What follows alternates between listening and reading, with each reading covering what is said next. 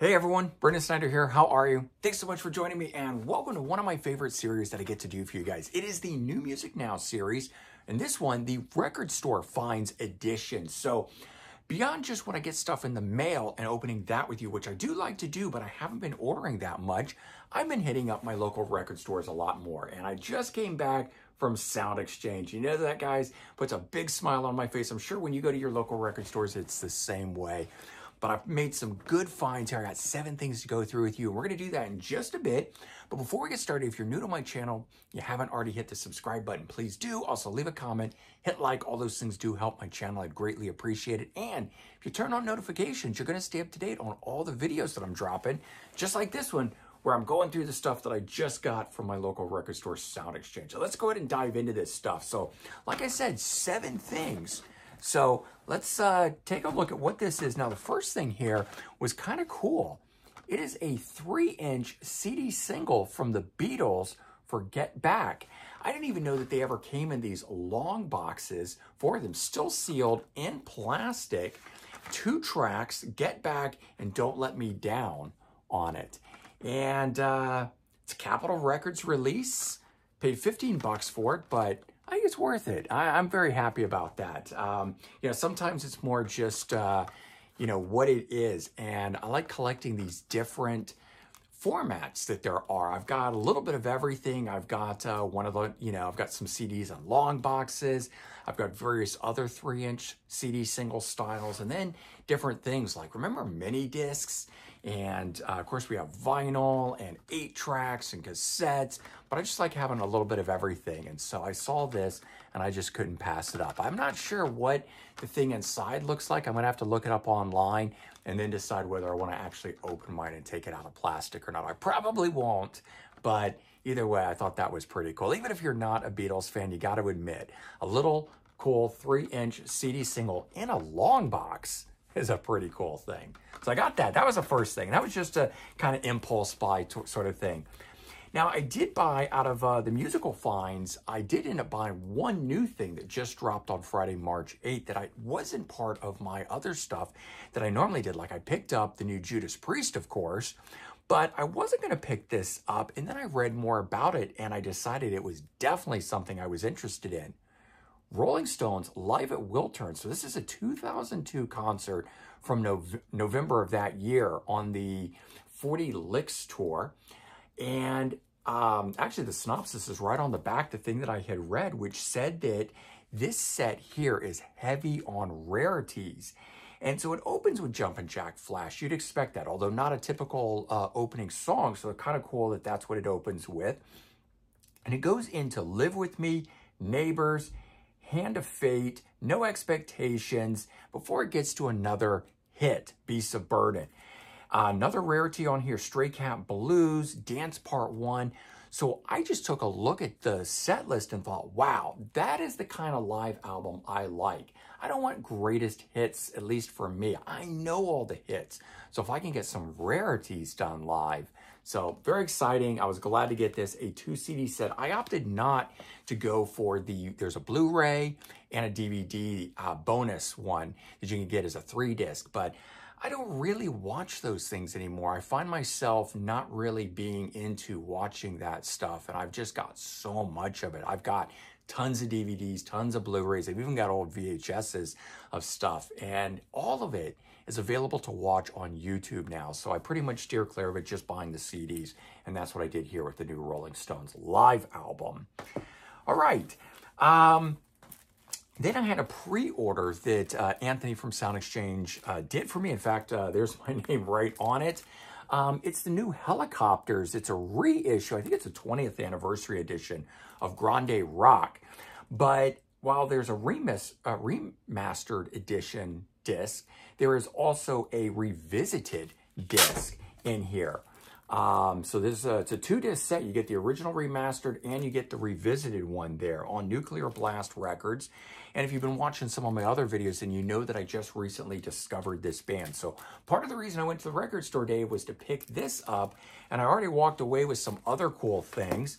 And then these were the next ones that are in here are the finds that I really made. So I just got done filming a Judas Priest album review for the brand new album that just came out, Invincible Shield.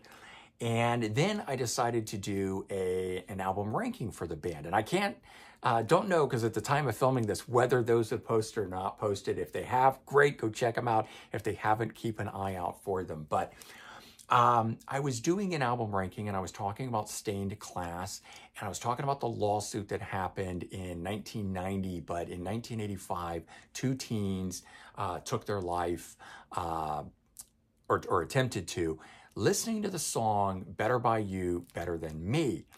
And when I was looking at that and doing the research, I found out that's not even a Judas Priest song. It's a Spooky Tooth song. And so I decided to get some Spooky Tooth. And this compilation, 2-disc compilation, has that song on here. Now, it's got a bunch of other ones that I recognize, like Tobacco Road, and they do some other covers, like Pretty Woman is on here, Evil Woman. And I always knew this band because Mick Jones spent some time here. I don't know how long he was in the band. This spans from, looks like, it's hard to read, 65, 60, somewhere around that era up to 74.